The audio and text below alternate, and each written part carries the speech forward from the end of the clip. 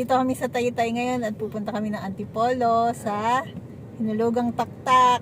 Kasama namin ulit si Baby Boy, si Manolo. I want to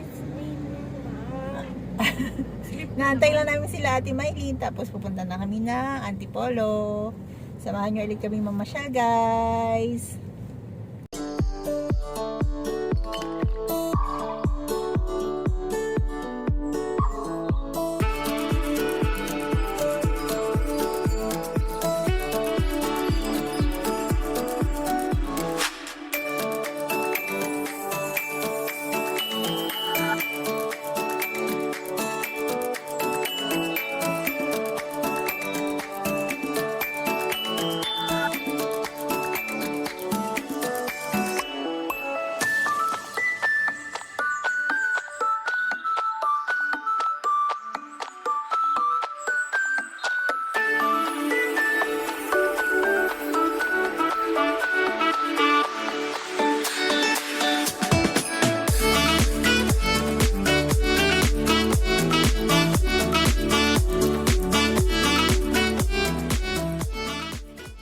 Pagdating namin ng Antipolo, naghanap muna kami ng pwedeng kainan ng lunch. Late na kasi kami nakaalis ng bahay, kaya mga gutom na kami. So, sinuwid lang namin tong kahabaan ng Daang Bakal Road. Paglampas ng Simbahan, maraming mga stalls, food stalls dito na pwedeng pagpilian. Kaya namimili muna kami kung saan kami pwede kumain.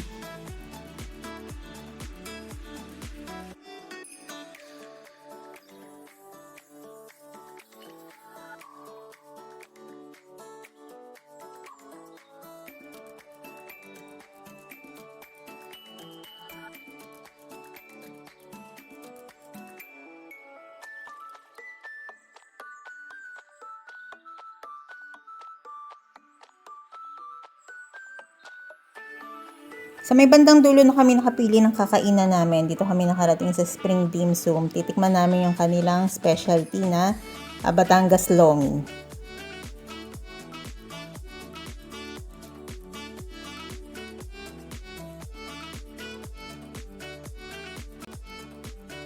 Yan yung kanilang menu. Maraming choices. Marami kang pagpipilian kung anong gusto mong kainin.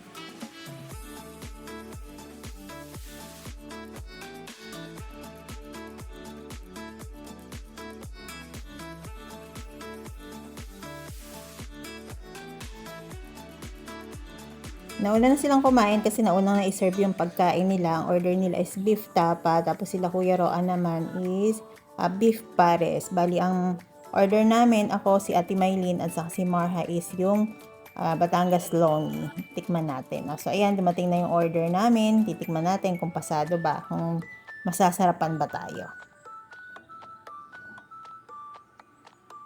Unang tumikim si Ate Maylene. Check natin kung pasado kay Ate Maylene. Kaya natin ang verdict ni Miley. Masarap. Pwede na, pasado na.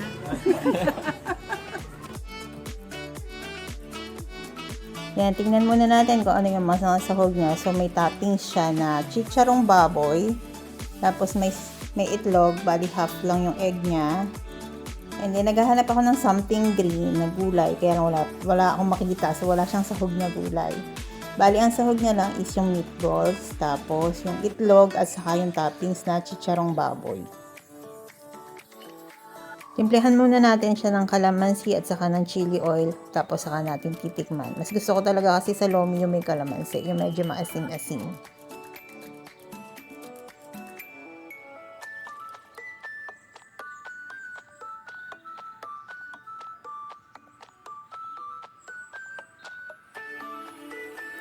Masarap naman siya for its price, pero hindi siya ganun ka-special. Tapos yung meatball siya, masarap din. Kaya naghahanap lang talaga ako ng something green na parang mas kompleto ang lomi kapag may gulay. So yun, doon ako nakukulangan sa kanya sa gulay. Pero pasado na para sa presyo niya. Pagkatapos namin kumain, pupunta na kami ng Hinulugang Taktak. Lalakarin lang namin kasi walking distance lang naman simula doon sa kinainan namin. Tapos along the way, madadaanan tong Parish of the Immaculate Heart of Mary. Dito nga pala kinasal si Popoy and Basha, yung sikat na movie na One More Chance.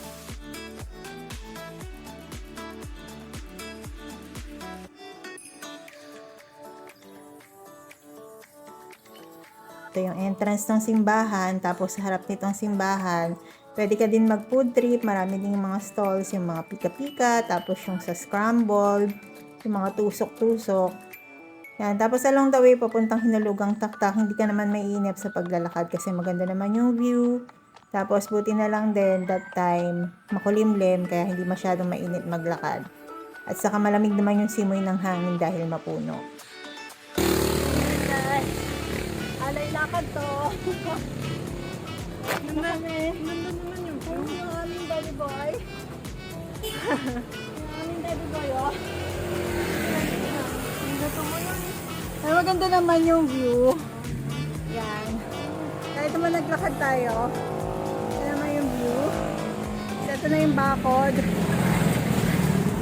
Tapos, ayun yung aming little boy.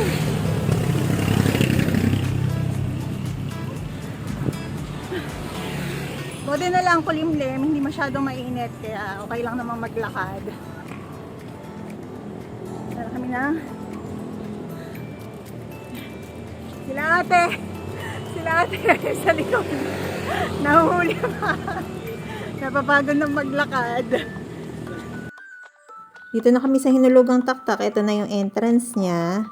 Basta pag may mga nakita ka na mga nakaparada ng mga motor sa kalsada, ito na yung entrance niya. Maliit lang yung entrance niya.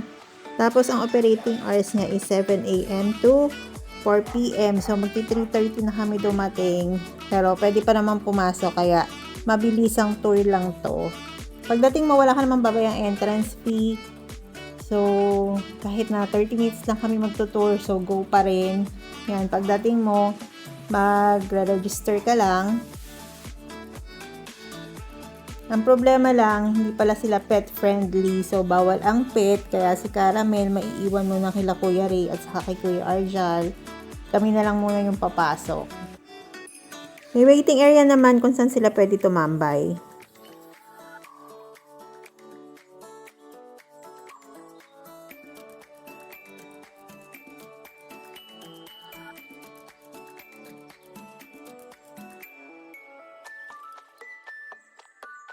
Natuloy din na aming Hinulugang Taktak, kaya lang magpasasara na. Magpo-4 na, kaya mabilis ang tour lang to. Tingnan lang namin kung ano meron sa loob. Pag nga maglalakwatsa kasi, yan, plate. Yan tuloy. Kunti na lang nakakabuhat.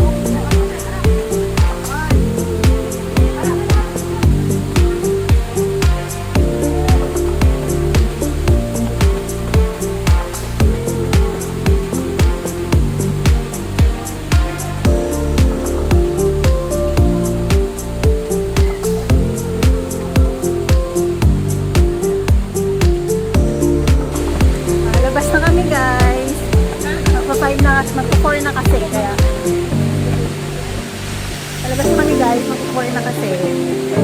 Sarado na. Kahit mabilis ang tour, nag-enjoy naman kami. Ayan guys. Sa susunod, agahan na namin para masulit namin tong lugar. Pagkatapos namin mamasyal, attend naman kami ng Sunday Mass. Bali, nag-tricycle na kami papuntang simbahan para maabutan namin yung start ng Mass. Bayad sa tricycle is 50 pesos isang biyahe, hanggang 4 yung kasya pwedeng sumakay.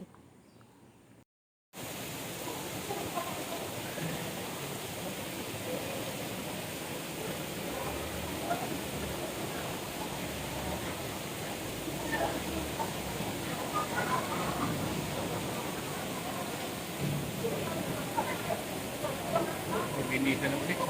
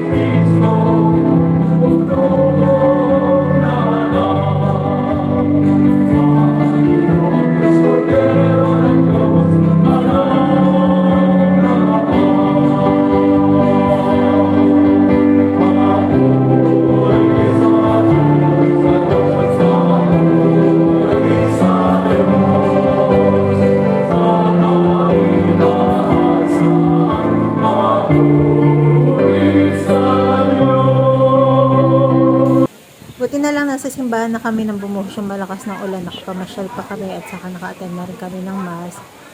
Papatila lang kami ng ulan, nagyaya yung mga bata na mag-food trip. Gusto daw nila kumain ng scramble at ng tusok-tusok bago kami umuwi. Buti na lang tumila agad yung ulan. Yan, masusunod yung gusto ng mga bata, kain ng scramble. Dito kami nag-order kay ate, sa harap ng mismo sila ng simbahan, sa tapat ng entrance ng simbahan. Paglabas mo, makikita mo na agad sila. Sobrang sulit yung scramble nila, sa worth 35 pesos.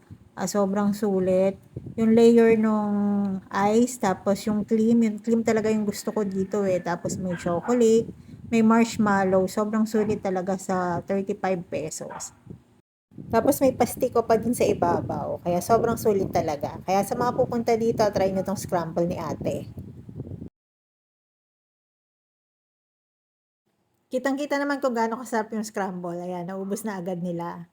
Kaya sobrang sulit talaga. Ayan, ubusin lang namin to, tapos tusok-tusok naman to try namin.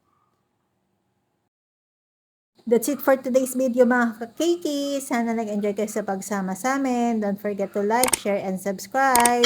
See you on our next vlog. Thank you for watching.